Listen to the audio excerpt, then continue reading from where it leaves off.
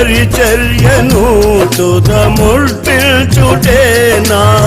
నియమమాయనే నీ సన్నిధిలో నీ పొందుకోరి నీ స్నేహితుడానైతినే నీ పరిచర్యను